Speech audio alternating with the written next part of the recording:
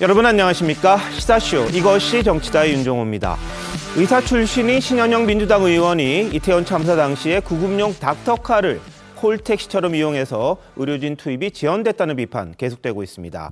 이태원 국조특위위원이었던 신 의원 사퇴를 했습니다만 치과 의사인 신 의원의 남편도 함께 닥터카에 탑승한 사실이 추가로 밝혀졌습니다. 논란이 커지고 있는데요. 신 의원의 닥터카 탑승 논란과 북한 김여정의 막말 담화, 이재명 대표의 댓글 작업 참여 의혹, 이런 부분들 전문가들과 바로 짚어보도록 하겠습니다. 어서 오십시오. 네, 신현영 민주당 의원의 닥터카 탑승 논란이 커지고 있습니다. 신 의원은 참사 현장에 도착한 지 15분 만에 이 복지부 장관의 관용차를 타고 국립중앙의료원으로 간 사실도 알려졌습니다. 15분 동안만 있을 걸 왜 그렇게 갔을까? 이런 의혹이 또 커지고 있는데요. 화면으로 먼저 만나보시겠습니다. 제가 자발적으로 간 거죠. 나라도 가서 보태야 되겠다 힘을. 예, 같이 의료진으로 가겠다. 국회의원 중에 최초로 그 재난 발생 2~3시간 후에 도착하신 거예요.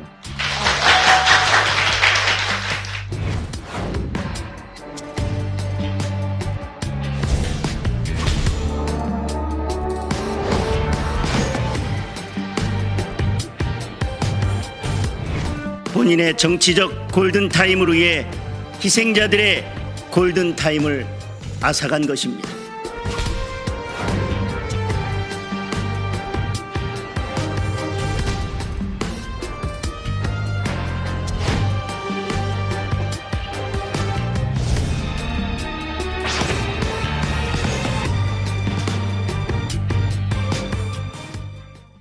네, 신 의원은 오늘 저로 인해 12구 이태원 국정조사가 제대로 시작되기도 전에 이 본질이 흐려지고 정쟁의 명분이 되어서는 안 된다. 이런 판단에서 사의를 표명을 하긴 했습니다.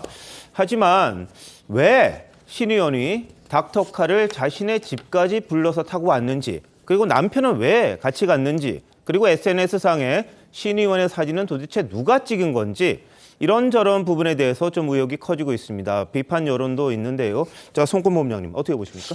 일단 닥터카 자체가 예. 그러니까는 구급차와는 다릅니다. 네. 구급차에는 응급구조사가 타지만은 닥터카에는 말 그대로 의사와 간호사 그리고 응급구조사, 행정요원 이렇게 타서 어떤 재난 지역에서 골든 타임을 놓치지 않기 위해서 만든 게 닥터카예요. 예. 그런데 그 닥터카가 현장에 출동을 하는데 본인의 집을 거쳐서 가도록 해서 사실상 골든 타임 제대로 대응을 못하는 그런 그 상황이 됐고 예. 또 하나는 오늘 여러 가지가 새롭게 밝혀지고 있는데 또 뭐가 밝혀질지 모릅니다. 오늘 밝혀진 것이 남편이 동생했다는 것 네네. 이거 하나 있고 또 가서 현장에서 있다가 15분 만에 같이 떠났다. 보건복지부 장관 관용차를 타고 예.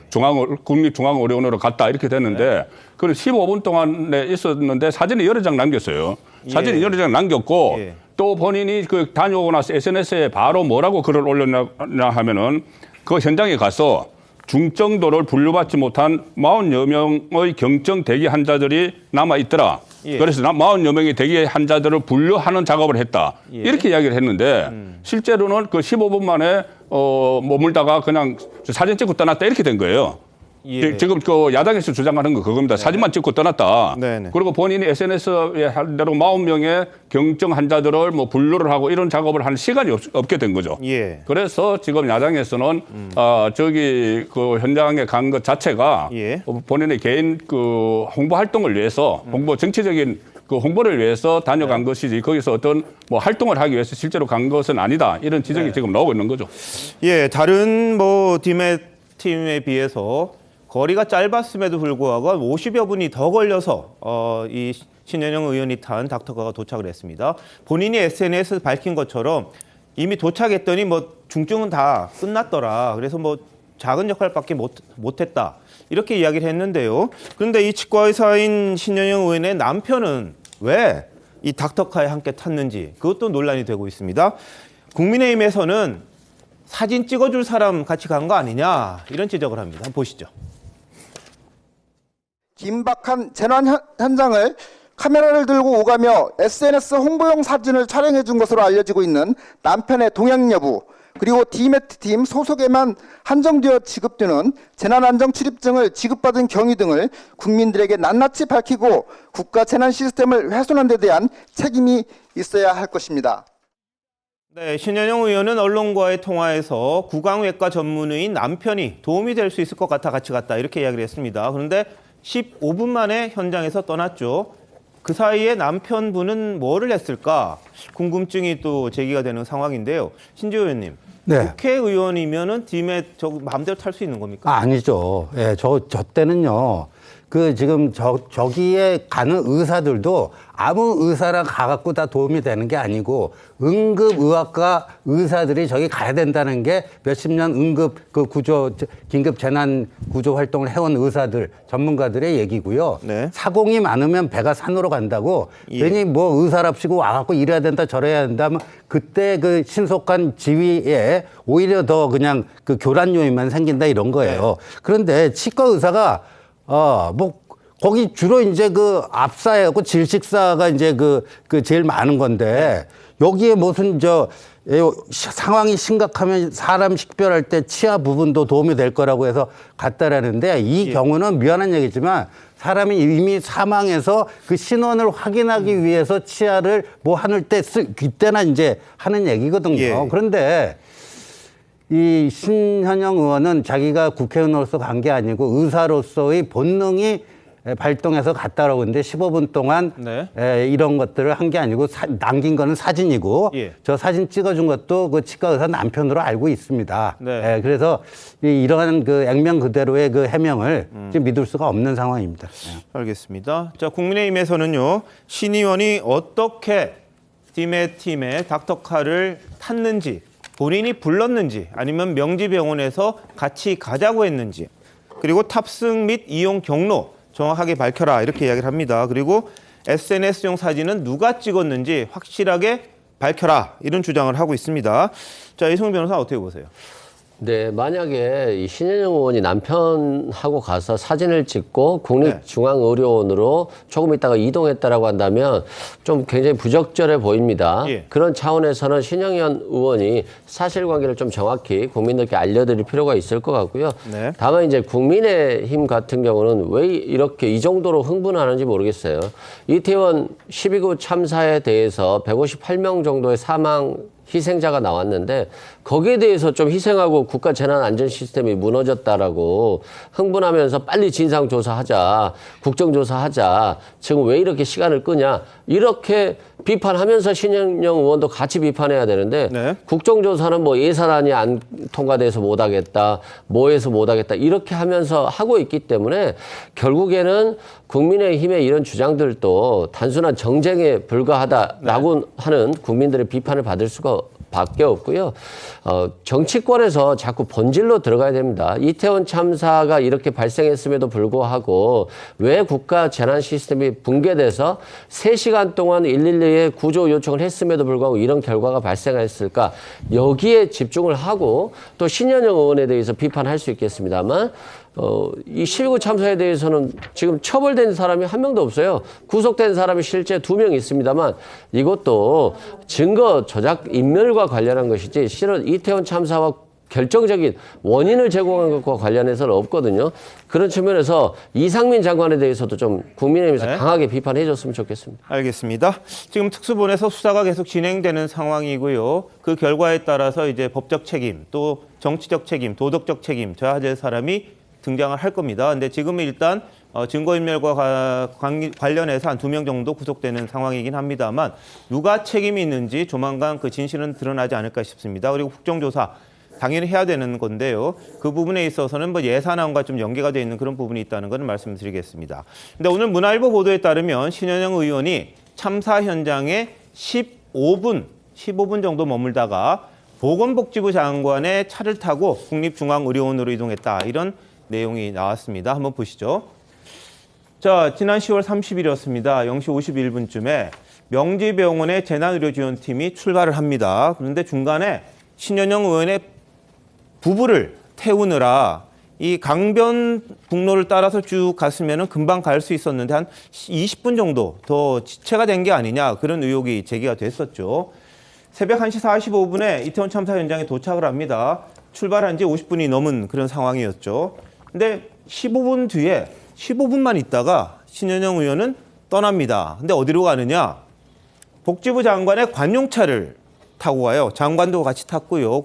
복지부 관계자도 탔습니다. 그래서 국립중앙의료원의 이 상황실로 이동을 합니다. 그때는 남편은 따로 귀가를 한 걸로 그렇게 알려졌습니다. 그러니까 0시 51분에 디메팀이 출발을 했는데 그 중간에 신현영 의원 부부를 태운다고 시간이 좀 지체가 됐을 것이고 현장에 도착해서는 본인의 SNS에 남겼듯이 이미 거의 뭐 상황이 끝나서 자신이 할 수 있는 건 그렇게 많지 않았다. 그러다 보니까 뭐 15분만 있다가 바로 상황실로 갑니다. 상황실로 가서 이제 이 문화일보 보도에 따르면 의전만 받은 게 아니냐 뭐 이런 지적이 좀 있었어요. 최단비 변호사 어떻게 보십니까? 네, 사실상 그렇게 생각할 수밖에 없는 상황이라고 보입니다. 신현영 의원 같은 경우에는 본인이 디메팀의 의사로서 지금 하나라도 도움을 주기 위해서 자진해서 빨리 달려갔다 이렇게 얘기를 했지만 사실상 본인으로 인해서 그날 우리가 이태원 참사날을 기억을 해보면 정말 손이 부족해서 일반 시민들도 심폐소생술을 할 수 있는 시민들까지 동원해서 많은 하나로 사람을 더 살리기 위한 노력을 했습니다. 네. 그럼에도 불구하고 닥터카에 타고 있는 의사들을 뒤늦게 도착하게 만든 원인이 된 것은 맞고요. 와서 지금 15분 동안에 자신이 솔직히 15분 동안에 그 경증 환자들을 분류해서 이송을 하면 얼마나 많은 도움이 됐겠습니까? 그리고 나서 지금 국립중앙의료원으로 장관차를 타고 이동을 했어요.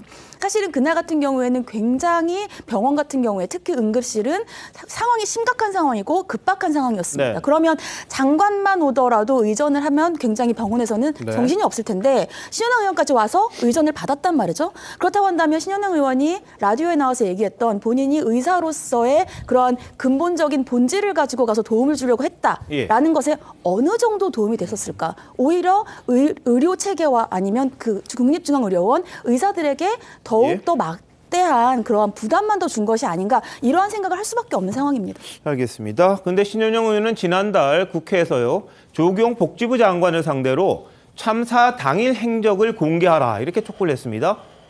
같이 움직였던 게 아닌가 싶은데요. 그 목소리 한번 들어보시죠.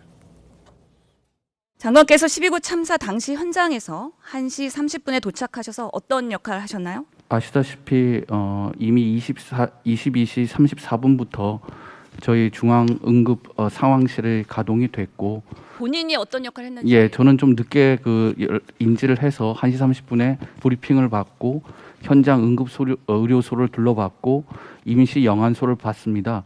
근데 거기에 워낙 사상자가 많아서 거기서 현황을 파악하기보다는 NMC에 있는 종합 상황실에 가서 보는 게 낫겠다 그래서 그쪽으로 이동을 했습니다. 당일에 그런 행적에 대해서 자료 공개하십시오. 사건 당일에 보건복지부 장관이 어떤 역할을 했는지에 대해서 자료가 안 오고 있습니다. 협조해 주시고요. 장관님은 그럼 그들이 소방서장이 그리고 보건소장이 컨트롤 타워에서 역할을 제대로 하고 있는지 점검하셨나요? 그래서 점검하러 나갔었는데 워낙 사상자가 많아가지고 거기서 점검하기가 힘들어서 다시 중앙 응급 상황실로 이동했다고 제가 그래서 무엇을 하셨습니까? 어떤 노력을 하셨습니까? 확인만 하고 다니셨지 아무런 권한과 역할과 책임을 못 하신 겁니다. 제가 장관님과 같이 있지 않았습니까? 그렇기 때문에 제가 아는 겁니다. 의원님.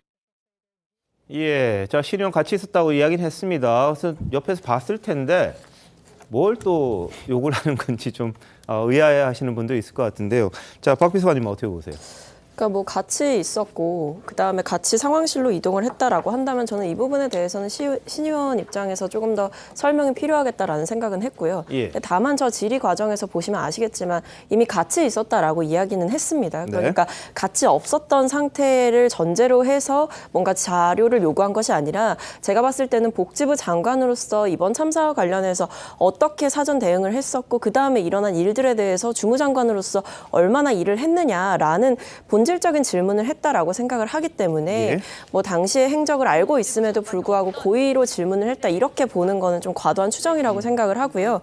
어쨌든 복지부 장관에게 할 수 있는 질문은 했다라고 생각을 합니다. 네. 알겠습니다. 자, 근데 신현영 의원의 남편이 같이 가서 뭔가 도움이 될 것 같아서 같이 갔다고 이야기했습니다만 그 상황에서 무슨 일을 했는지에 대한 궁금증도 이제 계속해서 나오고 있습니다. 사진이 여러 장 있는데 그걸 남편분이 찍은 거다 이런 주장이 제기가 되고 있고요. 그럼 15분 동안에 그렇게 하고는 현장에 가서 도대체 뭘 했을까라는 데 대한 의문이 제기가 되는 그런 상황이기도 합니다. 근데 신현영 의원 어떻게 명지병원에 닥터카를 탔을까? 거기에 대한 의문점도 많은데요. 본인 이야기하고 같이 한번 들어보시죠. 명지병원에 계실 때 재난대응팀에 계셨었죠? 예, 맞습니다. 저도 사실 언론 보고 깜짝 놀랐는데요. 알아보니까 중앙응급의료센터에서 명지병원에도 이 재난팀 요청을 할 예정이다. 그래서 저도 병원의 팀들과 함께 같이 현장에 투여가 될 수 있었던 거죠. 바로 집 근처로 온 게 아니고 중간 지점에서 만났다고 그러대요. 보니까 신현영 의원이 대로변의 중간 지점까지 본인이 나가서 거기서 만나서 타고 갔다는데 그런 것 때문에 약간의 늦어진 거 갖고 이제 기사가 된 것 같은데. 그런데 어떻게 누가 먼저 전화를 했을까요? 그 닥터카가 신현영 의원한테 그 새벽에 전화를 해서 저희가 지금 출동하니까 그 모시고 가겠습니다 이렇게 얘기했을까요? 아니면 신현영 의원이 병원에다 전화해서 출동할 거면 나 데리고 가라 이렇게 얘기했을까요? 예, 자 김종욱 의원 이야기한 게 그겁니다. 누가 먼저 갔을까, 연락을 했을까 이런 부분인데요. 한번 지도를 한번 보시죠. 명지병원에서 이제 0시 51분에 출발을 해서요. 이태원까지 가는데 신현영 의원은 자택이 있는 곳이 마포구 염리동 쪽이라고 합니다. 그래서 강북 강변을 타고 쭉 가서 그냥 가면 금방 갈 수 있는데 안도로로 들어간 거죠. 자, 지금 김규용 의원은 집 근처로 온 게 아니라 대로변에 나갔다 그러는데 그 대로가 어딘지는 잘 모르겠어요. 하지만 이게 이렇게 둘러가는 바람에 시간이 더 걸린 게 아니냐. 근데 이 자료가 있습니다. 디맷이 출동해서 닥터카가 움직인 동선이 나와 있는데 신 의원의 아파트 단지를 거쳐서 가는 거죠. 이게 시간이 좀 지체될 수밖에 없는 그런 상황 아니겠느냐. 강변북로는 그냥 뚝 뚫리지만 이 안쪽 도로로 가면 아무래도 더 시간이 걸릴 수밖에 없는 그런 상황 아니겠습니까? 자, 어떻게 보십니까? 아니 그러니까 저쪽에 저 아파트 단지로 들어갔다는 거죠. 예. 그 행적을 보면 큰 길이 아니고 그 차량 운행 기록을 보면은 그 아니, 아파트 여기 밖으로 나왔을 수는 있어요. 예, 약간 나왔을 수는 있지만 어쨌든 픽업을 하러 간 거는 맞아요. 네. 픽업을 하러 간 거죠. 그런데 그럼 이것을 뭐 누가 요청을 했느냐? 그러면은 명지대 병원의 재난의료 지원팀은 원래 예. 팀이 구성이 돼 있어요. 그렇죠. 의사와 딱 너다스명으로 딱 구성이 돼서 항상 대기를 하다가 이 출동을 하는 그 팀인데 네. 그 팀에서 지금 휴직 중이죠. 휴직 중인 예. 그 명지대 병원 그 의사 출신 국회의원에게 전화할 리는 없잖아요. 네네. 그런데 지금 신현영 의원이 조금 전에 이야기 본인이 했어요. 내가 알아보니까 명지대 병원에서도 현장으로 갈 예정이더라. 이렇게 이야기했기 때문에 본인이 갈 예정인 것을 알고 본인이 명지대 병원에 먼저 전화를 해서 나중 같이 가자고 했을 가능성이 높은 거죠. 본인은 그거 이야기 안 겁니다, 본인이. 예. 거기다가 그러면 왜 그렇게 했을까? 그냥 그 빨리 가려면 본인들 차로 가든지 뭐 택시로 가면 되는데 왜 그렇게 했을까? 제 생각에는 아마 그 현장이 통제가 됐기 때문에 그 조금 전에 그 비표를 찾고 있지 않습니까? 그 비표가 아마 이 그 재난의료 지원팀에서 가지고 있기 때문에 그 비표가 없으면 접근을 할 수가 없어서 네네. 그것을 염두에 두고 접근을 하기 위해서 그 닥터카를 타고 가지 않았나 그렇게 싶은데 그것을 하기 위해서 닥터카를 현장에 20-30분 늦게 도착하도록 만든 큰 책임이 있는 거죠. 여권에서는 이게 일종의 홍보쇼 아니냐 뭐 이런 지적을 하고 있습니다. 근데 지난 10월에 인터뷰를 했어요. 신현영 의원이 뭐라고 그랬냐면 압사 사고의 골든타임은 4분이다. 그러면서 이제 안타까운 모습을 보이기도 했는데 여당에선 그 의미를 아는 사람이 의료팀 도착을 지연시켰냐 이렇게 반문합니다. 한번 보시죠. 이런 대형 압사 사고가 발생했을 때 골든타임을 유지하기가 매우 힘든 것이죠. 깔리는 순간에 곧바로 구조가 되지 않으면 대부분의 골든타임 4분이라고 알려져 있는데 현장 접근도 어려웠고 실제로 그 통로를 확보하거나 깔린 사람들을 빼내는 데도 시간이 상당했기 때문에 현장의 전문가들 그리고 응급 구조했던 분들 대부분이 질식에 의한 외상성 심정지가 이미 온 상황이어서 소생 가능성 있는 사람들이 많지 않았다. 이런 증언들이 있습니다. 참사 현장에서 그토록 중요한 4분이 무엇을 의미하는지 잘 알면서 정작 본인 때문에 재난의료지원팀을 30분이나 늦게 도착하게 만든 것을 어떻게 설명해야 합니까? 예, 자 신조 의원님. 근데 네. 디맷에서 신 의원에게 같이 가자고 요청을 했을까요? 아니면 본인이 요구를 했을까요? 그거는요? 그랬을 리는 저는 뭐 만무하다고 봅니다. 지금 현역도 아니고요. 전직 의사고 휴직 중이고요. 저 디맷 출동팀은요. 당시 병원에 있는 사람들 중심으로 해서 나간답니다. 한 4명이 한 팀을 이루고요. 그리고 신현영 의원은요. 전공이 보니까 가정의학과예요. 그렇죠. 디메 팀에 들어가는 의사는 아까도 말씀드린 예. 것처럼 응급의학과 의사가 들어갑니다. 예. 그런데 신현영 의원이 어젠가 또 이제 해명문을 내놓고요. 자기가 타고 간 차는 그 사이렌 소리가 나는 환자를 이송하는 구급차가 아니고 예. 사이렌이 없는 그냥 의료진만 타고 가는 닥터카였다. 그러니까 네. 마치 환자 이송을 지체시킨다거나 거기에 차질을 빚게 한 것과는 무관하다. 이런 식의 변명을 했는데 저것도 만약 저렇게 믿고 얘기했던 의사로서 참으로 무식한 얘기가 되는 게 현장에서 이게 중증인지 경증인지 뭔지 누구부터 먼저 시급하게 병원으로 실어 날려야 될지 그거를 판단해 주는 역할을 그 디메 팀에서 하거든요. 네. 그러니까 본인이 가서 빨리 판단을 받아야지 이송이 되는 겁니다. 근데 자기가 탄 차는 이송하는 차하고 관계없다? 이게 진짜 이거는 좀 정말 앞뒤 안 맞는 얘기입니다. 예. 알겠습니다. 자, 신현영 의원. 지난달 김어준 씨가 진행하는 유튜브 방송에 나와서 이런 이야기를 했습니다. 누구보다 신속하게 현장에 자신이 도착을 했다. 박수도 받았거든요. 한번 보시죠. 의료인 출신이신데 특히 재난 대응 의료팀 출신이에요. 그래서 이태원 참사가 나자마자 중앙응급 의료센터에서 호출을 받아서 예. 디메시라는 재난 응급의료팀 원으로 갔습니다. 그 연락이 의원님한테도 온 거예요?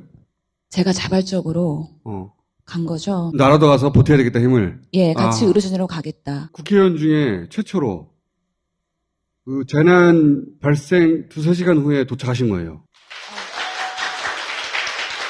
박수받기에는 정말 송구스럽고 민망한 부분도 있는데 당연히 해야 될 소임이라고 생각합니다. 다만 처음에 고민했던 거는 국회의원이 현장에 가면 오히려 현장에 방해가 될까 이런 걱정을 하면서 그렇기 때문에 의료진의 팀원으로서 조용히 역할을 하고 돌아와야 되겠다는 생각을 갖고 매우 겸손한 마음으로 현장에 갔고요. 네, 신 의원의 마음은 아마 도움을 주고 싶은 그런 게 있었을 겁니다. 그런데 그 과정이나 그 결과나 그게 과연 신 의원의 마음과 같았을까? 의료팀의 도착을 늦추고 본인이 갔을 때는 더 이상 할 게 없는 그런 상황을 만든 게 과연 옳았느냐? 그리고 디메 팀의 출동을 자신을 태우고 가기 위해서 좀 늦춘 게 과연 바람직했느냐? 그런 부분에 대해서는 뭐 문제 제기가 있을 수밖에 없는 그런 상황이기도 합니다. 어떻게 보십니까? 일단은 본인이 이런 12구 참사가 발생했을 때 의사 자격을 가진 자로서 12구 참사 희생자들을 돌보겠다라고 하는 의사로 함께 했다라고 한다면 저는 그건 뭐 당연히 존중받아야 된다고 생각합니다. 다만 이제 남편이 같이 탔다는 점과 저는 좀 자신을 홍보하는 데 좀 치중하지 않았냐 이런 비판에 대해서도 신현영 의원이 당연히 잘 받아야 될 것 같습니다. 다만 지금 신현영 의원에게 공격하는 어떤 국민의힘의 주장은 한 20분 정도는 지연됐을 가능성이 있어 보여요. 다만 이게 사이렌이 있는 응급차가 아니기 때문에 뭐 한 1-20분 정도 차이는 있을 것으로 보여지지만 20분 늦었다고 봤을 때 의원직을 사퇴하라고 주장을 하잖아요. 그러면 3시간 동안 12구 참사 희생자들이 그렇게 구조 요청을 요청했음에도 불구하고 제대로 대응하지 못해서 이러한 크나큰 사망 사고가 발생했는데 거기에 대해서 정부가 정말로 또는 여당이 책임자는 자세를 보여주고 있는가에 대해서 이거 심각하게 고민해 봐야 돼요. 정부가. 네. 지금 추모제에 대해서 정부 한덕수 총리 갔다가 한 30초 만에 나왔다라고 하는데 정말로 이렇게 신현영 의원을 비난할 수 있는 자격이 있는지에 대해서 정부와 여당이 정말 겸허하게 반성해야 되고 12구 참사 희생자 유가족들을 향해서 장사하냐라고 하는 말도 서슴지 않은 시의원 그리고 모 의원들에 대해서 징계를 하셔야 됩니다. 이 신현영 의원에 대해서 의원직을 사퇴하라는 요구까지 하고 있으니까 그 요구가 정당하다라고 한다면 정부와 여당의 어떤 책임도 더 겸허하게 강하게 지어야 될 것 같습니다. 자, 근데 신현영 의원이요. 앞서 이태원 참사와 관련해서 누구보다 앞장서서 정부의 부실 대응 크게 지적을 했습니다. 시스템의 문제도 지적을 했거든요. 한번 들어보시죠. 한 사람이라도 더 살리기 위해 그리고 살릴 수 있는 사람부터 이송하고 현장에서 확인하고 지시해야 되는데 의원님, 잘 그렇지 아시다시피 못했다는 겁니다. 사상자가 이렇게 다수 발생해서 모든 의료 지원을 다 투입해야 하는 급박한 상황인데 의료진조차 진입을 못한 지옥이 펼쳐졌습니다. 이로 인해서 우리가 살릴 수 있는 소중한 생명 놓친 건 아닙니까? 네, 본인이 급박한 상황이라고 이야기를 했습니다. 그러면 자신이 닥터카를 불러서 타고 갔어야 될까? 거기에 대한 의문이 또 나올 수밖에 없는 그런 상황이죠. 그래서 일부에서는 자신의 정치적 그림을 따기 위해서 재난을 무대 소품으로 활용한 게 아니냐, 이런 비난도 나오고 있습니다. 이건 어떻게 보십니까? 그래서 이 현장은 그때 전문가들이 새벽 1시가 넘었을 때입니다. 현장은 전문가들이 그 응급구조 전문가들이 정리를 하고 있을 때예요. 그러면은 의사로서 과연 그 현장을 가야 되는가? 조금 전에 김어준 씨가 국회의원 중에 최초로 갔다고 이야기를 했죠. 근데 그 안철수 의원도 의사 출신입니다. 네. 안철수 의원도 갔는데 안철수 의원은 그쪽 현장으로 간 게 아니고 예. 순천향 병원으로 갔어요. 예. 순천향 병원에서 내가 뭐 할 게 없는지 네. 이렇게 갔습니다. 예. 근데 지금 이 의원은 그쪽으로 현장으로 갔기 때문에, 그리고 현장에서 특별히 할 일이 없어서 뭐 15분 뒤에 나왔다고 하지만 네네. 그러면은 다른 병원을 또 찾아가든지 해야 되는데 상황실로 갔죠.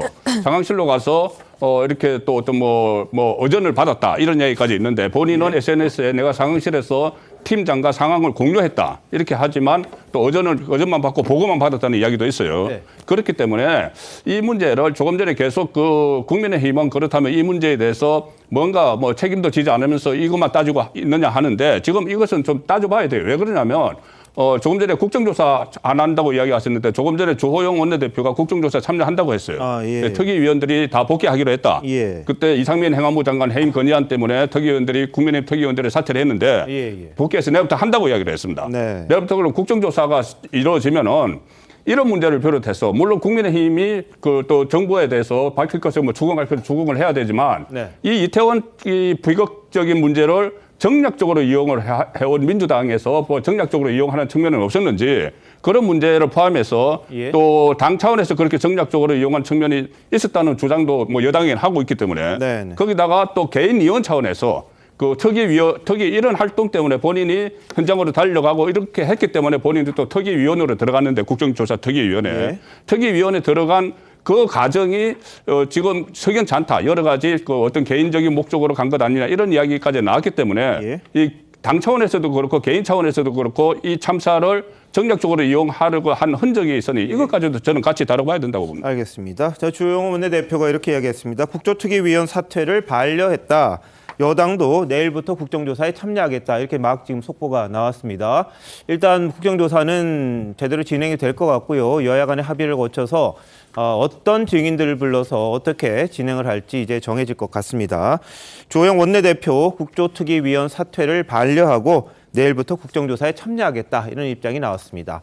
예산과 사실은 예산 처리하고 국정조사 하기로 했었는데 예산이 어떻게 될지 조금 지켜봐야겠네요. 여야 간의 합의가 이제 몇 가지에서 좀 잘 안 되고 있는데 그게 이제 극복이 됐는지 속보가 나온 대로 또 알려드리도록 하겠습니다. 자, 근데 신현영 의원은 의사로서 달려갔다 이렇게 이야기를 합니다. 그런데 여당에서는 직권남용을 한 게 아니냐, 범죄다 이런 주장을 하거든요. 한번 같이 들어보실까요? 국회의원 자격이 아닌 응급의료팀의 일원으로서 의사로서 가야 현장에서 도움이 될 것이다 라는 생각을 갖고 있기 때문에 당연히 디메팀과 같이 움직이면서 이동하는 과정에서의 같이 상황을 점검하고 현장에 투입되는 게 가장 우리 현장 수습에는 도움이 된다고 판단을 했습니다. 신현영 의원은 그야말로 닥터카를 콜택시쯤으로 생각한 것입니까? 직권남용은 범죄입니다. 출동 지연 의혹이 사실이라면 국민 생명을 담보로 한 최악의 갑질이며 이는 범죄 행위로밖에 볼 수 없습니다.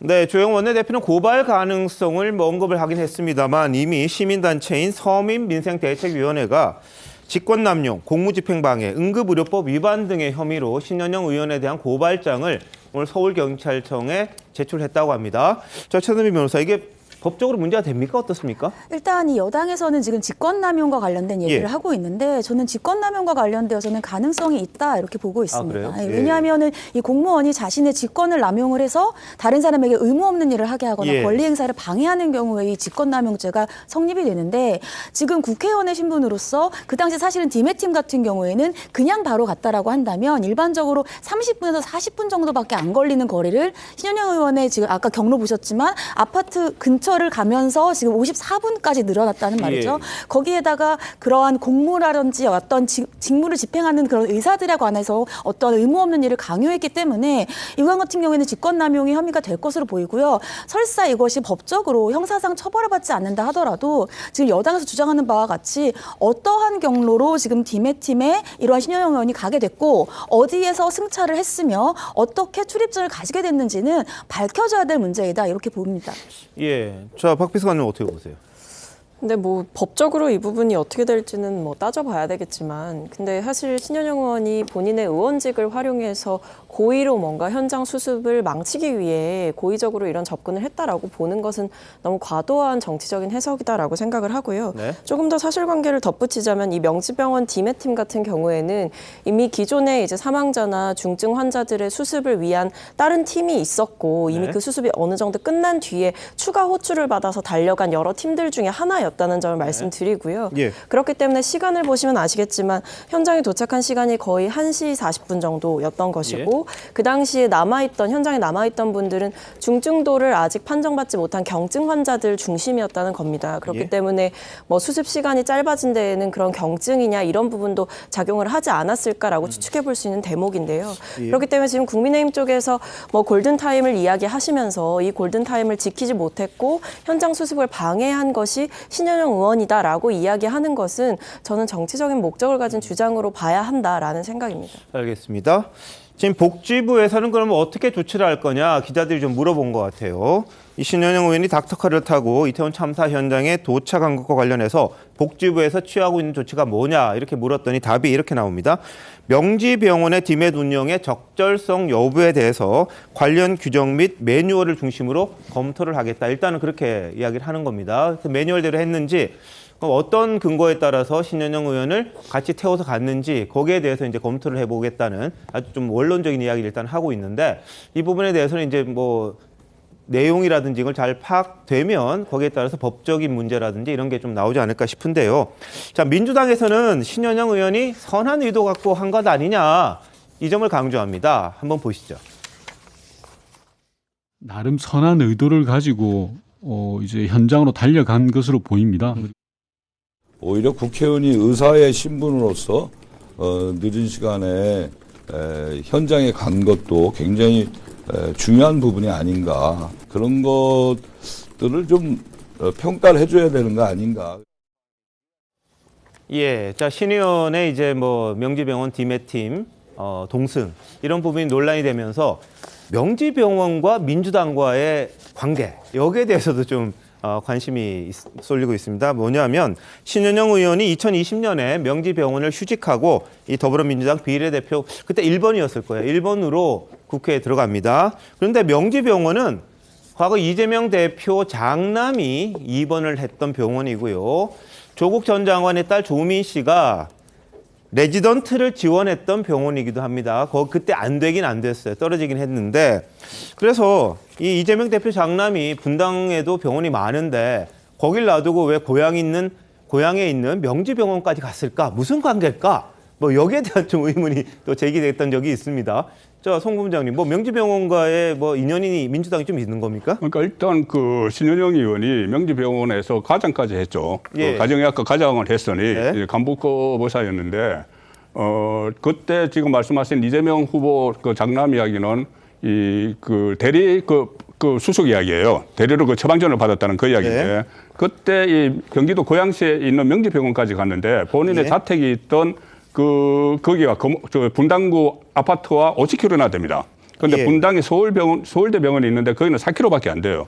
그런데 왜 굳이 거기 가서 이 대리 처방전을 받았느냐? 그러니까 민주당과 좀 연결이 되는 사람이 거기에 있었던 것 아니냐 이런 이야기고 네. 또 거기 이사장이 명지병원 이사장이 이 뭐 학생 운동권 출신이다 이런 이야기도 있고 예. 그러니까 조금 전에 말씀하신 대로 그 조국 전 장관 딸이 거기 뭐 지원을 해줬고 네. 그런 관계로 어쨌든 이 신현영 의원이 그때 더불어시민당 1번을 받았어요. 비례대표용 위성정당이었죠. 예, 예. 더불어시민당 1번을 받을 정도로 그때 1번을 받은 이유가 그 코로나가 막 그때 유행을 하기 시작을 했고 예. 이 코로나 그 감염병 전문가 이렇게 됐는데 최근에는 감염병 물론 뭐 의사니까는 감염병에 대해서 뭐 그 지식이 있겠지만은 그것보다는 가정의학과 과장을 지냈고 그런 상황이어서 이 더불어 그 민주당과 지금 민주당과 명지병원 사이에 명지병원 전체가 그런 것은 아니지만 네네. 이사장을 비롯해서 예. 몇 사람이 좀 가까운 관계 아니냐 그런 이야기가 나오고 있는 거죠. 알겠습니다. 명지병원에 이제 이왕준 이사장이라는 분이 계신데 이 서울대 의대 83학번이고 서울대에서 이제 운동권이다 뭐 이렇게 돼 있습니다. 그래서 이광재 민주당 의원이 한 매체와 인터뷰를 하면서 이런 이야기를 했어요. 정은경 질병관리본부장, 백음주 복지부 감사관과 함께 능력 있는 지인보다 이런 평가를 했던 분이어서 민주당과는 뭐 가까울 수밖에 없는 관계 아니냐 이런 지적이 있었습니다. 뭐 신현영 의원 저희 프로그램에 패널로도 나왔었어요. 당시에는 그 코로나 관련해서 이제 이야기를 많이 하기도 했었는데 그런 관계들이 있다 보니까 명지병원과 아주 이제 가까운 사이이고 근데 결과적으로 그게 사적인 인연을 공적인 일에서 좀 잘못 이용한 게 아니냐 뭐 이런 지적이 현재 나오고 있는 상황입니다. 국정조사위원회에서는 사퇴를 했고요. 다른 의원이 오영환 의원이 지금 들어가는 걸로 되어 있습니다. 소방관 출신인. 그래서 이제 국정조사 아마 내일부터는 정상적으로 진행이 되지 않을까 싶습니다. 신현영 의원과 관련돼서는 아무래도 계속해서 후속 보도가 나올 걸로 보입니다. 자, 다음 이슈입니다. 감사원이 문재인 정부의 통계 조작 의혹에 대한 전방위 감사 나섰습니다. 근데 요즘 감사원 내에서는 광어라는 단어가 자주 등장한다고 합니다. 접시 위에 광어, 접시 위에 광어. 겁내지 마라 이렇게 유병호 감사원 사무총장이 지난 10월 확대 간부회의에서 이야기를 했다고 하는데요. 신지호 의원님, 접시에 광어는 무섭습니까? 어떻습니까? 아니 뭐 저 손을 잘못 놀리면 뭐 물릴 수도 있고 그런 거겠지만요. 그러니까 저게 이제 접시 위에 광어라고 표현된 사람들은 감사 대상이 되는 사람들인데 감사원 감사가 주로 이제 공직자들을 감사 대상으로 삼지 않습니까? 대개의 경우. 그러다 보니까 아무래도 좀 눈치를 볼 수밖에 없고 조금 직급이 높다든가 뭐 좀 파워가 있다든가 이런 경우에 감사원 직원들이 눈치를 안 볼 수가 없는데 그런 거 좌고우면하지 말고 아니 검찰이 수사할 때도 무슨 뭐 국회의원이다 뭐 장관이다 그러면 봐주고 이러면 안 되는 거가 똑같은 거 아닙니까? 오로지 법과 원칙에 입각해서 해야 된다. 근데 저게 이제 그 어느 사건을 두고 저 광어 무서워하면 안 된다. 그냥 이렇게 얘기를 했냐면은 요번에 그 통계 조작 같아요. 지금 통계 조작 사건 때 좌고우면하지 말고 뭐 해야 된다 그런 얘기인데 이 통계 조작은요 정말이지 이거 안 좋은 게 이게 뭐 성적 조작을 한다든가 여론 조작을 해가지고 뭘 한다든가 거기에 그 버금가는 그다음에 국민들을 향해서 말이죠 국가기관이 아주 조직적 거짓말을 하고 혹세무민을 한 거 아닙니까? 그래서 우리가 문재인 정부 때 그 가장 심하게 체감 지수하고 정부 발표 지수하고 차이가 났던 게 부동산 그 시세 아닙니까? 보통 한 4-5배가 차이가 나고 그랬는데 그게 그때도 이건 도대체 이해가 안 간다 그랬는데 이제 요번 감사 결과 보면은 그 원인이 좀 짚어질 것 같습니다. 알겠습니다. 지금 뭐 혹시 통계를 조작한 게 아니냐 그런 의혹을 갖고 지금 감사에 들어간 거니까 그 결과에 따라서 사실 여부를 또 다시 한번 말씀드리겠습니다. 그런데 말씀드렸듯이 감정원을 기준으로 한번 11% 올랐다 그러는데 이 다른 통계를 보면 50% 이상 포인트 올랐다 이런 이 굉장히 다른 통계들이 나오기도 했었습니다. 그 기준이 어떻게 되느냐에 대해서 이제 논란들이 계속 있었던 것은 사실인데요. 자, 일단 유병호 사무총장 감사원에서 굉장히 강성으로 이제 알려져 있죠. 탈원전 감사하다가 문재인 정부에서 한직으로 밀려났던 그런 경험도 있는 그런 사무총장인데 지난번 국회 법사위 국감에서 이 박범계 의원과 상당히 신경전을 벌인 적이 있습니다. 한번 보시죠. 개별 감사에 대해서 위원회 의결을 안 거쳤다 하는 것에 대해서는 감사원 규정과 역사 관행에 비추어서 그거는 허위사실입니다. 지금 감사원장과 사무총장의 말이 다른데요. 감사원장은 기본적으로 감사위원회 의결사항이 아니다. 자기 권한이다 라는 취지고 사무총장은 의결을 하지 않은 것이 허위사실이다. 이렇게 얘기를 했습니다. 그래서 이민도 의원님. 가만히 계세요.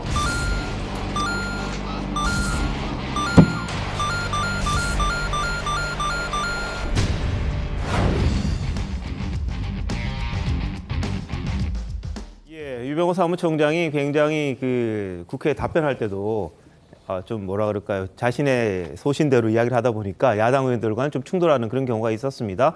그래서 지난 정권에서 이제 좌천됐던 걸 하나의 그 이유로 핑계 삼아 너무 강하게 하는 게 아니냐 뭐 이런 지적도 일부에서는 하고 있습니다만 뭐 원칙대로 뭐 하고 있다 이런 주장도 있긴 합니다. 어떻게 보십니까? 저는 그렇습니다. 뭐 통계라고 하는 것은 국가가 운영되는 데 지표로 활용될 수 있기 때문에 굉장히 공정해야 돼요. 그럼에도 불구하고 예를 들어서 다른 업체에서는 부동산 가격이 많이 올랐는데 정부에서 여론 결과를 발표해 보니까 좀 얼마 오르지 않았더라. 이런 차이가 많이 나더라. 이런 것에 대해서는 앞으로 이런 것들은 일어나지 않는 게 좋을 것 같아요. 이게 조작이냐 아니냐를 떠나서. 다만 우리가 여론조사를 보면 지난 대통령 선거 때 한 0.72% 정도로 윤석열 대통령이 승리했었는데 실제 여론조사 결과는 뭐 7%, 8%로 국민의힘이 이긴다, 10% 이상으로 이긴다는 것도 있었어요. 그건 뭐냐면 표본수라든가 검사 방법이라든가 질의에 따라서 결과가 다 달라져요. 그렇기 때문에 이걸 여론 조작이라고 하지는 않거든요. 단지 결과가 너무 많이 차이 나서 객관성이 좀 떨어지는 거 아니야 이런 비판을 할 수 있겠습니다만 네. 마찬가지로 통계도 마찬가지예요. 전체 전국의 부동산을 대상으로 할 경우에는 어떤 가격 상승이 얼마 안 됐을 것 같고 네. 서울을 집중적으로 봤다라면 상승이 많이 됐을 것 같아요. 그렇기 때문에 이게 그냥 조작이다라고 하면 안 될 것 같고요. 감사원이 감사를 잘해서 이 감사 결과를 발표하면 되는 것이지 왜 감사원 감사 결과 발표도 전에 국회를 통해서 마치 조작됐다라고 하는 이 얘기가 나오고 네. 마치 이 조작이라는 것이 이미 사실인 것처럼 기정사실인 것처럼 결과가 나오는 것에 대해서는 굉장히 부적절하다. 예. 그래서 감사원이 감사를 했으면 결과를 발표하시라. 언론에 공개하지 말고 이런 말씀 드리고요. 예. 자꾸 유죄 추정의 원칙인 것 같아요. 뭐 기소만 하면 그냥 유죄 같은 예. 느낌, 감사원도 조사만 하면 유죄 같은 느낌인데 결과는 재판 결과를 지켜봐야 된다 이런 말씀을 드리고요. 마지막으로 한 말씀 드리면 관저 대통령 이전도 마찬가지예요. 좀 공정하게 감사원이 감사하고 결과를 발표했으면 좋겠다 이런 말씀 드립니다. 알겠습니다. 감사원 지금 말씀하셨으니까 대통령실 이전, 그러니까 용산 이전과 관련된 것도 지금 감사를 하겠다 이렇게 이야기를 했었죠. 그리고 관저에 대한 그 인테리어라든지 이런 것들도 감사원에서 감사를 하겠다 그랬습니다. 이건 어떻게 보면 윤석열 정부에 대한 뭐 사실상 첫 감사가 아니냐 이런 지적이 나오고 있는데 그 부분에 대해서도 감사원이 공정하게 하면 되는 거죠. 좌고 우면 할 거 없이 그냥 잘못된 게 있으면 잘못된 거, 뭐 제대로 했으면 제대로 했다 이렇게 하면 될 것 같습니다. 통계에 대해서도 마찬가지인 것 같고요. 저희들이 여기서 뭐 미리 결론을 내리는 건 아니고요. 감사원에서 이거 한번 짚어보고 있다. 이 정도로 지금 말씀을 드리겠습니다. 어떻게? 그러니까 대통령실에 대한 감사, 뭐 간저나 여기도 지금 참여연대에서 국민청구 감사권을 요구를 했어요. 감사를 요구를 해서 하는 겁니다. 네네. 그걸 받아들이고 또 받아들이지 못할 것은 받아들이지 않고 한 5개 중에서 2가지 받아들여서 감사를 들어가는 거예요. 그리고 이것을 국회를 통해서 내용이 흘러나오는 것 이것을 별개로 다뤄야 되는 것이고 이 자체가 정말 통계 왜곡이 있었느냐. 이게 정책이 뭐 성공할 수도 있고 실패할 수도 있지만은 실패한 정책을 감추기 위해서 통계에 어떤 왜곡을 시켰다면 상당히 큰 문제가 되는 거죠. 네네. 그런데 이 통계 문제는 사실 문재인 대통령 재임 중에도 계속 흘러나왔던 문제입니다. 특히 그때 통계청장이 갑자기 임기 한 절반 남겨놓고 바뀌었죠. 황수경 그때 청장이 바뀌고 그 저소득층 그때 소주성에서 그러니까 비정규직 제로를 이야기를 했는데 상당히 비정규직이 늘어났다 이런 발표도 있었고 하니까 통계청장이 바뀌어버렸어요. 임기 중에. 바뀌는 그런 상황도 있었고 지금 특히 이 집값 문제뿐이 아니고 3가지가 다 그 통계가 이상하다는 거죠. 이 고용 문제하고 소득, 소주성, 소득 소주성량 이 3가지가 다 이상한데 이 3가지는 문재인 대통령의 국정과제 1, 2, 3호입니다. 전부 다. 가장 중요한 국정과제였는데 이 국정과제에 대한 통계가 그러니까 어떻게 보면은 그때 당시 정권에 마음에 들지 않게 나오면은 이것을 뭐 청장을 바꾼다든지 아니면은 지금 나오는 이야기 집값 같은 것은 이것을 계속 보정을 하고 표본수로 보정을 하고 표본수를 계속 늘려야 되는데 일부러 그것을 허술히 했다는 거예요. 지금 감사원에서 나오는 것은. 그러니까 KB나 아니면 그때 경실련에서조차도 이 서울 아파트 집값이 50% 이상 올랐다고 했는데 지금 그 부동산원 거기서는 겨우 10몇 % 이렇게 나오는 거죠. 그것이 그러니까는 정확한 이 진단을 해야지 처방이 나오는데 이게 책임이 돌아올까 봐 정확한 진단을 안 했다. 그 책임이 있는 거죠. 알겠습니다. 자, 박 배수관님. 네, 정확한 진단을 하지 않아서 제대로 된 해결책을 만들어내지 못했다. 이런 부분에 대한 비판은 뭐 누구나 할 수 있는 것이고 어느 정권이든 겸허하게 받아들여야 되는 부분이지만 그렇다고 해서 문재인 정부가 통계 조작을 했다라고 몰아가는 것은 저는 적절치 않은 주장이라고 생각합니다. 왜냐하면 지금 크게 보면 세 가지인데 하나가 소득이고 두 번째 부동산, 세 번째 일자리인데요. 일자리 같은 경우에는 왜 그렇게 비정규직의 표본이 갑자기 올라가고 통계가 높아졌냐라고 보면 그 설명을 보면 결국에는 국제노동기구의 권고에 따라서 정규직에서 비정규직으로 바뀐 사람들의 그 답변을 반영해서 50만 명이 추가가 되면서 비정규직이 급격하게 높아졌다라는 근거가 있는 것이고요. 부동산 같은 경우도 지금 우리가 앞에서 봤던 것이 KB 통계인데 그것과 다르게 이제 부동산원의 통계 같은 경우에는 KB 통계와 다르게 뭐 연립주택이나 다세대 주택 이런 단독주택들이 들어가기 때문에 이 표본 자체가 차이가 나서 그 퍼센테이지가 차이가 날 수 있다는 겁니다. 왜냐하면 분석할 수 있는 대상 자체, 그러니까 통계가 포괄하고 있는 범주가 다르기 때문에 이런 부분에서 숫자가 다르게 나올 수 있는 것이죠. 그러니까 저는 이런 부분들을 뭐 그간의 정부의 정책이나 이런 부분들에 대해서는 얼마든지 국민들이 비판하실 수 있지만 그렇다고 문재인 정부가 조직적으로 조작을 했고 의도적으로 통계를 왜곡했다라고 보는 것은 상당히 부적절한 시각이라고 생각합니다. 알겠습니다. 자, 뭐 감사원의 감사 결과를 한번 보고 저희들이 또 이야기를 할 텐데요. 근데 감사원은 지금 집값 통계에 이어서 일자리 통계, 가계 소득 통계 여기까지 이제 감사의 범위를 넓히고 있다고 합니다. 근데 유병호 사무총장 같은 경우에는 지난 8월 국회 법사위에서 전 정부 때 감사원에 대한 외부 압력이 있었다 이렇게 말해서 또 논란이 되기도 했습니다. 한번 보시죠. 여러 인터뷰를 하셨는데 감사원 내 여러 악폐가 존재한다. 그리고 무너지고 부서진 공직사회 질서가 필요하다. 무너진 수준이 아니라 인체로 치면 뼈대하고 장기가 다 망가진 수준이다. 이런 말씀을 하셨습니다. 그렇다면 지금 감사원이 중립성과 독립성, 전문성에서 심각한 훼손 또는 역량의 약화가 있다라고 생각하시는 거죠? 지금 오히려 바로잡아가고 있다고 생각하고 있습니다. 그러니까 그동안 훼손된 거를 바로잡고 있다고 지금 생각하시는 거죠? 생각하는 게 아니고요. 실제 그렇습니다. 어떤 방식으로 감사원의 중립성, 독립성, 전문성이 훼손됐다고 생각하십니까? 그렇게 된 게 감사원 내부 결정입니까? 외부 압력 때문입니까? 구체적으로 여기서 감사명을 거론하지는 않겠습니다만 외부적 요인도 많이 넣겠습니다. 감사를 지휘하다 보면 정상적인 길을 갈 수가 없을 정도로 압박을 하기 때문에 어려움이 많았습니다. 특정 감사 사항에 대해서는 외부적 그 5만 가지 그런 너저분한 압력도 있었다고 분명히 말씀드렸고요. 자, 유 사무총장은 문재인 정부 당시에 상당히 압력을 받은 것처럼 이제 이야기를 했었어요. 자, 최단 변호사 어떻게 보십니까? 네, 일단 이 유병호 사무총장 같은 경우에 말씀하신 것처럼 지금 그 당시에 이 감사원 같은 경우에는 독립적이고 중립적인 기관에도 불구하고 감사가 제대로 진행되지 않았다. 즉 소위 말하면 그러한 어떤 정부라든지 정권의 입맛에 맞는 감사의 결과를 내놓을 수밖에 없었다라는 취지로 이제 언급을 하고 있습니다. 근데 저것이 지금 유병호 사무총장의 혼자만의 진술이라고 한다면 저 진술에서 어떤 신빙성을 떨어질 수 있을지 모르겠지만 앞서 송국건 이 본부장님께서 말씀하신 것처럼 황수경 전 청장이 임기를 다 마치지 못하고 그만둘 때 눈물을 흘렸어요. 그럼 그것을 봤을 때에는 그때 당시에도 이 황수경 전 청장 같은 경우에는 감사를 제대로 진행하지 못한 데 대한 압박감이 있지 않았느냐라는 얘기들이 있었는데 그러면 결국은 유병호 사무총장의 진술과 같이 봤을 때에는 그럼 전 정부에서는 감사를 진행할 때에 독립성이라든지 중립성이 인정되지 않고 정권의 입맛에 맞는 감사의 결과를 낼 수밖에 없었던 것이 아닌가. 그리고 소득주도 성장 같은 경우에는 그 당시에 이 강시숙 전 청장이 가구의 어떠한 것을 기준으로 하지 않고 개인의 기준으로 했을 때는 소득주도 성장이 굉장히 효율적이다라는 결과가 나왔습니다. 그리고 나서 그 결과를 강신욱 청장이 냈는데 청장으로 바뀌었어요. 이런 것들을 봤을 때에는 유병호 사무총장의 진술이 어느 정도는 신빙성이 있지 않나라는 생각이 듭니다. 알겠습니다. 자, 뭐 감사원은 공정해야죠. 헌법기관인데다가 정권이 바뀌었다고 해서 그 내용이 달라지면 안 될 것 같습니다. 공정하게 감사해서 뭐 잘못된 거 공무원 사회의 기강을 바로잡고 올바른 정책을 위한 소재가 돼야 될 것 같습니다. 자, 지금 속보 하나 들어와 있습니다.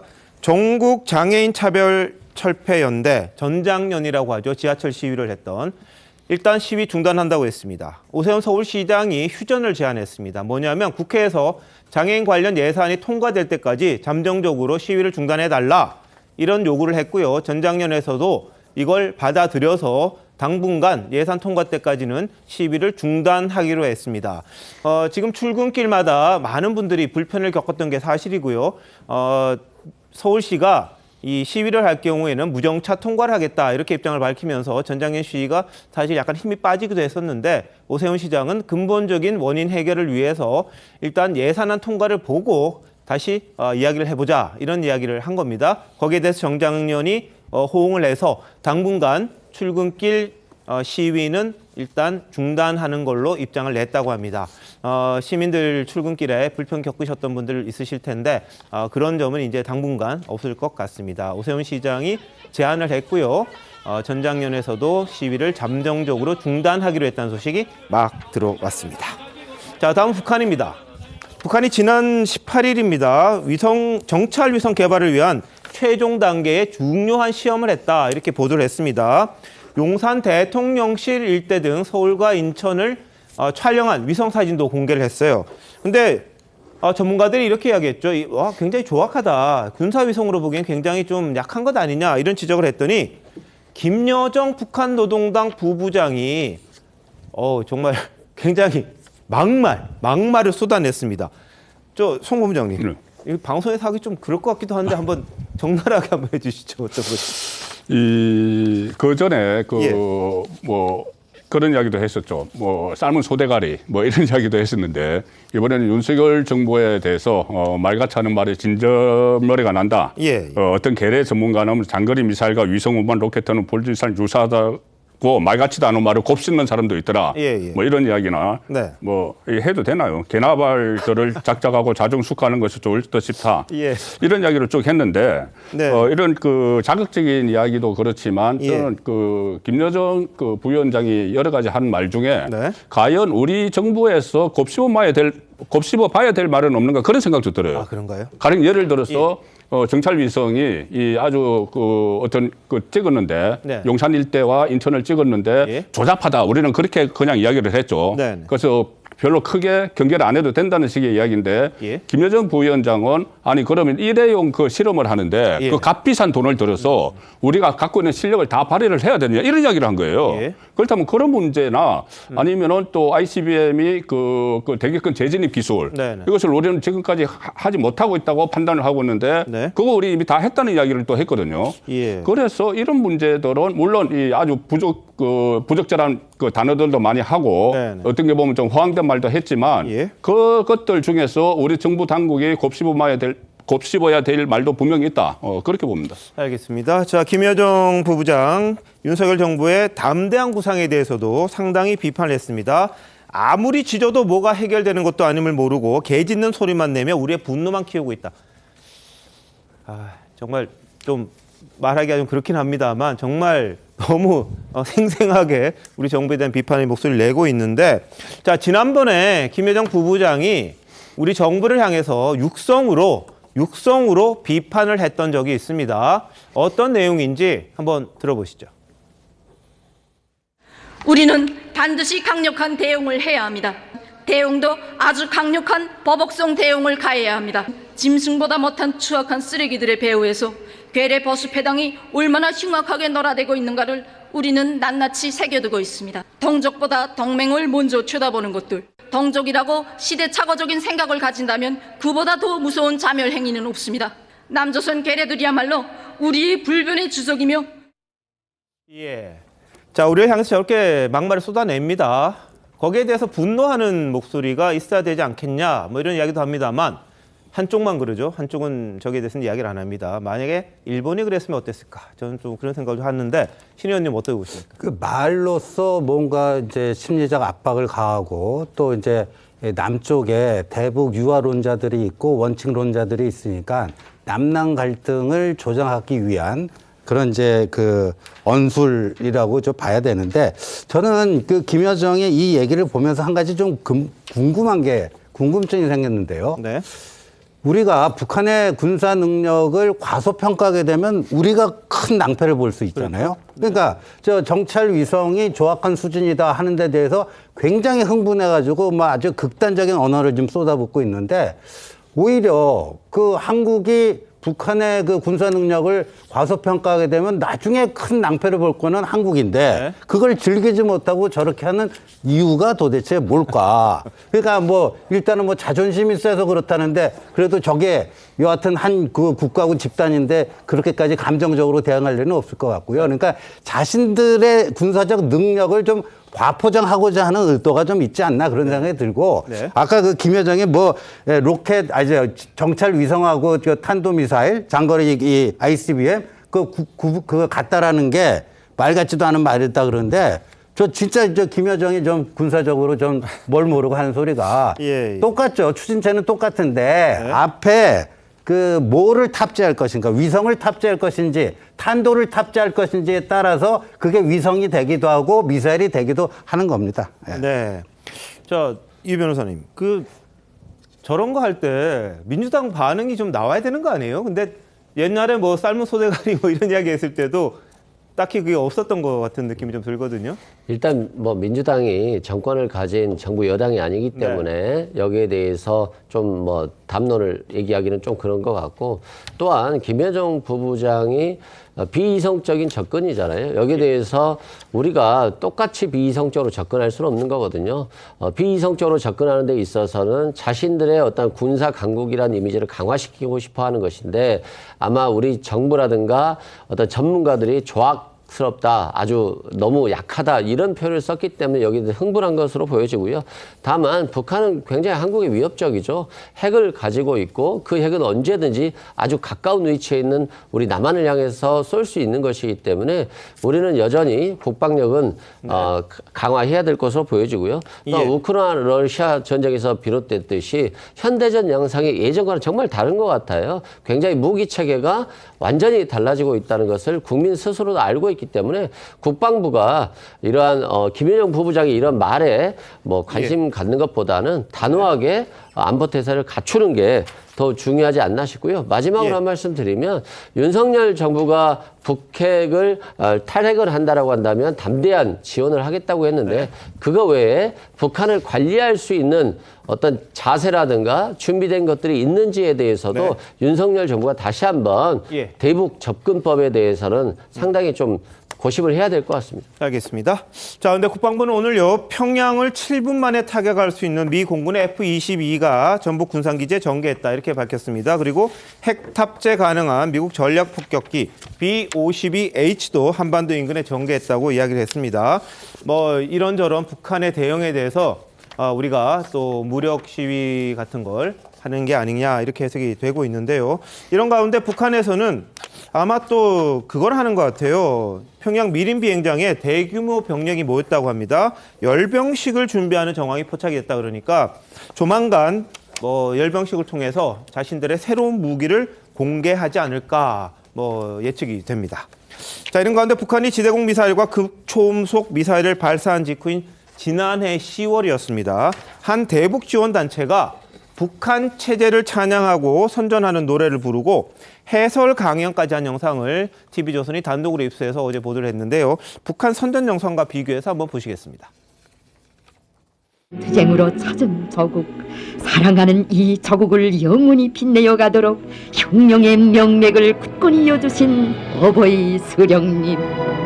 문 앞에서 눈물 흘리며 잘 다녀라고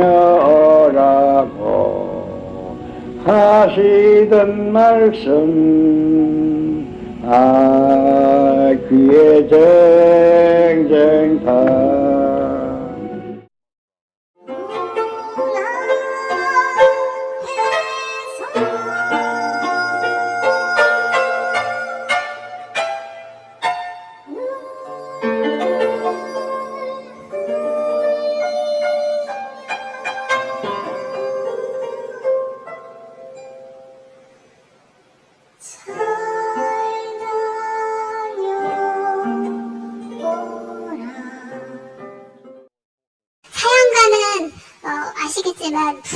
불현정 명작 가요로 불리는 노래이고요.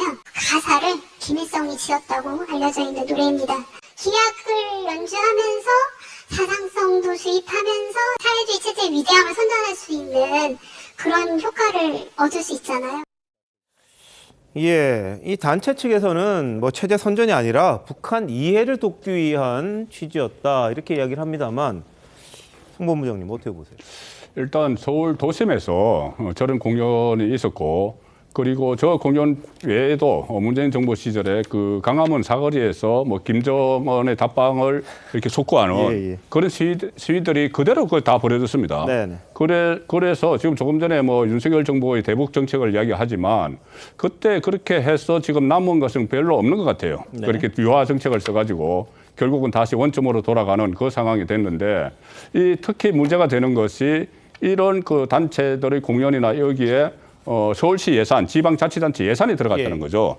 예산이 상당 부분이 들어갔고 뭐 70억이 저 단체에 들어갔다고 하는데 5년 동안 갔다고 합니다. 예. 그런데 그런 상황에서 지금이라도 지금 아마 서울시가 감사를 하고 있다고 해요. 그때 당시에 지원에 대해서. 네. 근데 박원순 서울시장 시절에 상당히 그런 말이 많았죠. 예. 일단 그 어떤 진보 성향의 단체에 지원이 많이 쏠렸는데 네. 뭐 우리나라 안에 있는 진보 성향 단체야 뭐 노동운동을 하고 그런 단체에 뭐 지원을 많이 할 수도 있지만 예. 이것이 북한과 관련된 문제에 특히 북한이 그때 당시 정부가 공권력을 동원을 해서 저런 서울 중심부에서 하는 공연도 막지도 않는 그 상황에서 자치단체가 또 금액까지 돈까지 지원을 해서 했다면은 그 부분에 다시 한번 좀 점검을 해볼 필요가 충분히 있는 거죠. 뭐 당시에 뭐 북한의 위협이 좀 있던 상황이어서 그때 무슨 북한 이해를 해야 되느냐 이런 이야기가 좀 나오는 거고요.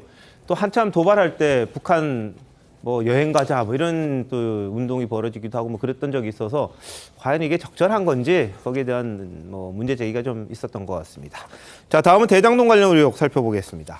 정진상 전 당대표실 정무조정실장, 유동규 전 성남도공 기획본부장, 이 검찰 공소장이 언론을 통해 공개가 됐습니다.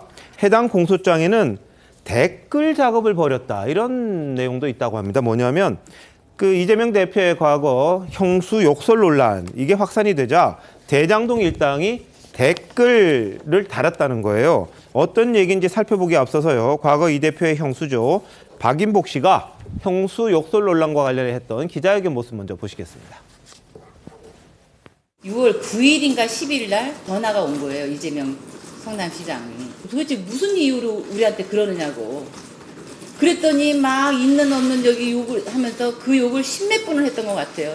제가 듣는 동안 그 비참하고 참담하고 곤욕스럽고 당황스럽고 황당하고 막말을 제가 왜 들어야 되는 거예요? 본인이 강제 입원하려는 게 들통이 났잖아요. 예, 뭐 공소장 보면요. 유동규 전 본부장은 이재명 대표가 친형과 형수에게 욕설한 발언이 담긴 녹음 파일이 유포되자 이 대표에게 여론이 좀 안 좋았겠죠. 남욱 변호사에게 자, 돈을 주고라도 댓글 부대 만들어 좀 이 댓글을 작성해라 이런 취지로 요구를 했다는 겁니다. 실제 남 변호사도 뭐 댓글 작업을 했다는 게 공소장의 주장인데요.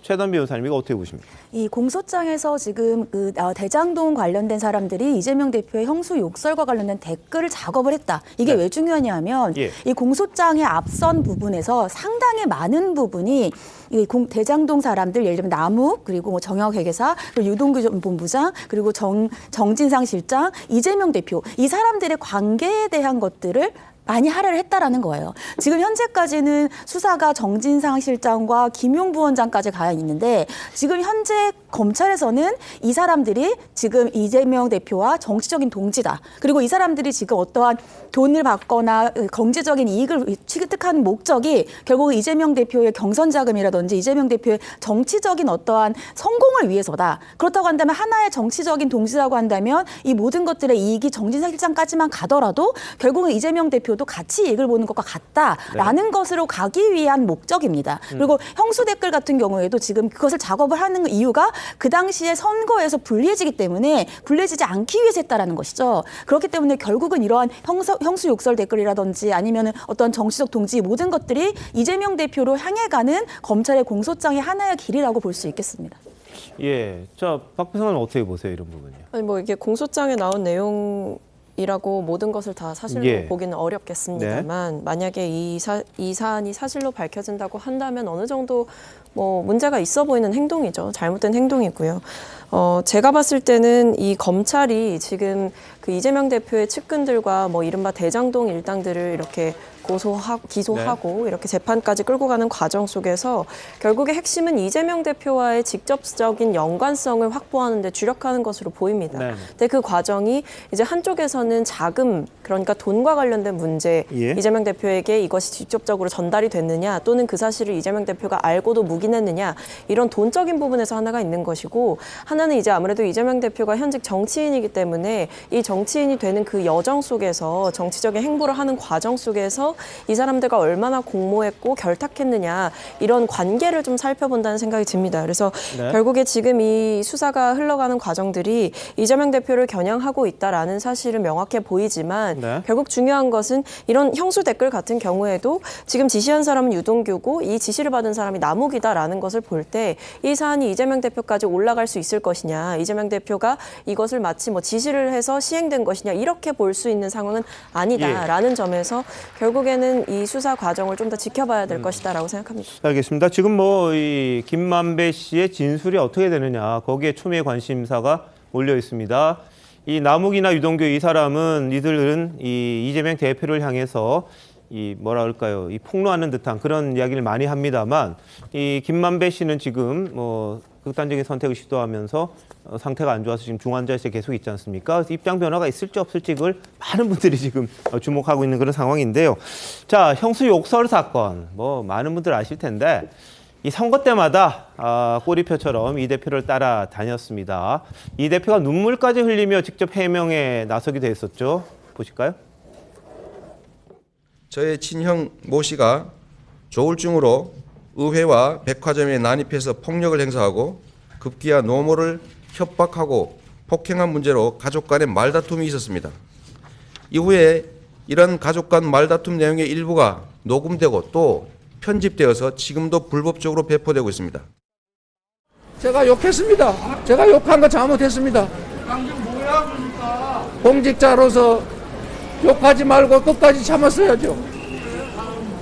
잘못했습니다. 그러나 여러분, 결국은 어머니를 폭행해가지고 병원까지 가셨습니다. 다시는 이런 일이 일어나지 않습니다. 제가 잘못했습니다. 이제 이런 문제로 우리 가족들 아픈 상처 그만 좀 해집으십시오. 예, 자 지금 들으니까 이재명 당시 후보였나요? 상당히 처절하게 자신의 이 욕설에 대해서 이야기를 했었습니다. 자, 이성 변호사, 이게 뭐 다음에도 또 나올 것 같지 않습니까? 어떻습니까? 아마 욕설 논란은 뭐 계속될 것으로 보여지고요. 다만 이제 뭐 이게 너무 많이 국민들이 아신 내용이니까 간단하게 설명드리면 결국에는 친형이 건강이 안 좋은 상태에서 어머니를 폭행하고 협박해서 어머니가 병원까지 갔다는 거잖아요. 거기에 대해서 어떤 형제가 그 형수를 향해서 욕설을 한다든가 뭐 이런 대응은 사람에 따라 다 다를 수 있을 것 같아요. 뭐 이해되는 부분도 있을 수 있기 때문에 이 정도 설명드리고요. 또한 남욱 변호사와 유동규 씨 보면 굉장히 나쁜 사람들 같아요. 지금 댓글까지 달았다라고 하는데. 근데 문제는 댓글을 얼마나 달았는지 모르겠어요. 이게 보니까 본인하고 직원들이 달았다고 하는 거 보니까 뭐 사람들을 고용해서 이런 조직적으로 단 건 아닌 것 같은데요. 이 부분에 대해서는 뭐 검찰이 기소를 안 한 것으로 보여지는데 이 부분도 좀 확인이 구체적으로 돼야 될 것 같고요. 마찬가지입니다. 정치를 하다 보면 양 진영에서 서로 간에 비방들이 있기 때문에 이 부분도 상대 진영의 어떤 행동까지도 보면서 판단해야 되는 것이기 때문에 일방 진영만 봐서는 안 된다고 생각되고요. 남욱 변호사하고 유동규 본부장이 말을 맞춰서 뭐 검찰 진술 협조하고 있습니다만 이 진술만으로 또 진실이 되는 것은 아니기 때문에 앞으로 법원 재판 과정에서 좀 차분하게 결과를 좀 지켜봐야 될 것 같습니다. 알겠습니다. 뭐 댓글까지 단 걸 보면은 뭐 이른바 대장동 일당이라고 하는 사람들에게 당시 이재명 대표의 성남시장 재선이 굉장히 중요한 부분이 아니었느냐 뭐 이런 해석이 가능할 걸로 보이고요. 남욱 변호사는 2014년에 대장동 원주민들 만났을 때도 이 대표가 당선돼야 된다. 뭐 이런 취지의 이야기를 많이 했다고는 합니다. 어떻게 보십니까? 그래서 지금 그 친형 욕설 파일도 있죠, 녹음 파일. 예. 거기 보면은 그 유동규 씨 이야기가 나와요. 그 고인이 된 이재선 씨가 또 이재명 그 동생에게 당신은 왜 그렇게 너는 왜 그렇게 유동규 그 사람을 싸고 도느냐 이런 예. 말이 나옵니다. 예. 그때부터 유동규가 대장동의 민간 사업자와 이쪽에 그 이재명 캠프에 연결 고려를 했다는 이야기가 되는 것이고 예. 조금 전에 댓글 이것을 그냥 지나칠 문제가 아닙니다. 제가 볼 때는 그 어떤 정치적인 일이잖아요. 정치적인 일을 그 대장동의 민간 사업자들이 이렇게 나서서 해결을 하려고 했다는 게 되는 거죠. 네네. 그 댓글을 달아서 여론을 무마를 시키려고 했다고 하면은 이미 2014년 그때부터 이 대장동 민간 사업자는 정치화돼 있었던 거예요. 예. 정치화돼 있어서 이재명 캠프가 이재명이 재선되고 경기도지사되고 대통령 되는 것을 계속 도와줬다는 이야기가 되는 겁니다. 네. 그냥 단순한 댓글이 아니고 그런 그 밀접한 관계, 양쪽의 민간업자와 이재명 캠프의 밀접한 관계를 이게 입증을 할 수가 있기 때문에 예. 이 부분 상당히 저는 중요하다고 봅니다. 알겠습니다. 뭐 정치적 공동체라든지 뭐 이런 이야기가 나오긴 했습니다만 검찰이 이 부분을 아마 이 관계에 있어서의 그 긴밀성 이런 걸 좀 입증하려고 한 게 아닌가 싶긴 한데요. 뭐 법원이 어떻게 판단할지 좀 남아있는 부분이니까 지켜보도록 하는데 오늘 이재명 대표가 공직선거법 위반으로 기소가 되지 않았습니까? 3차 공판 준비 기일이 있었다고 합니다. 고 김문기 전 처장 몰랐다 이렇게 말한 부분에 대해서 이 허위사실 공표 혐의를 받고 있는데요. 관련 영상 한번 보시죠. 호주 여행을 11일이나 같이 갔다 오셨는데 저는 기억이 없어요. 그걸 굳이 부인할 필요도 없고.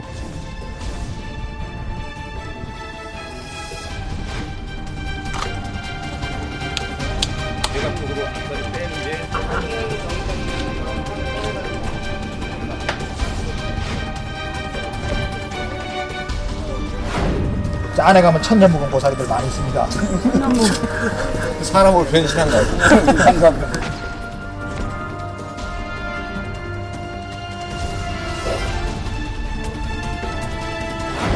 뭐 해외 출장도 같이 갔는데 어떻게 모를 수 있냐 그러지만 기억이 안 나고요. 네, 검찰은 고 김문기 전 처장의 유족들을 증인으로 신청을 했습니다. 자, 최남 변호사님, 이게 증인으로 나와서 뭐 이야기를 했다. 또 유동규 씨도 뭐 골프 같이 했다. 뭐 이런 같은 카트 타고 그랬다고 그랬잖아요.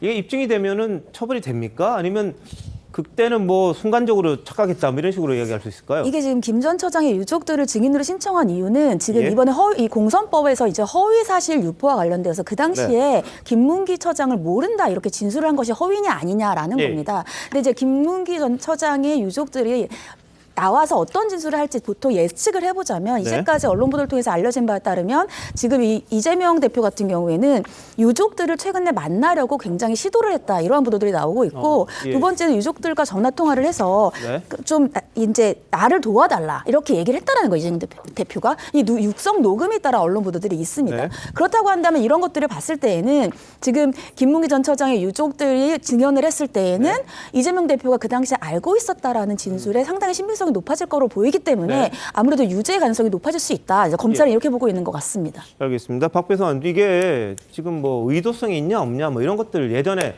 지난번에 뭐 이 대장동 관련해서 이야기했다가 무죄가 났잖아요. 그거와 비슷한 건가요? 좀 다른가요? 어떻게 보십니까?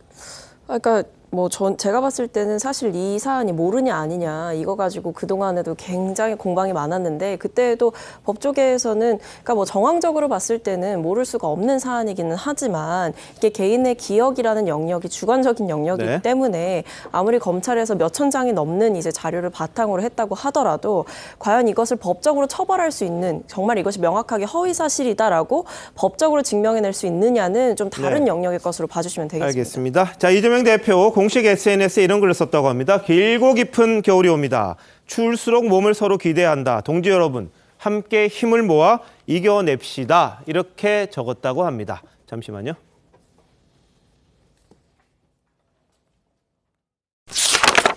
대한민국 이슈의 중심, 스타쇼 이것이 정치다. 여기까지입니다. 내일 다시 찾아뵙겠습니다. 고맙습니다.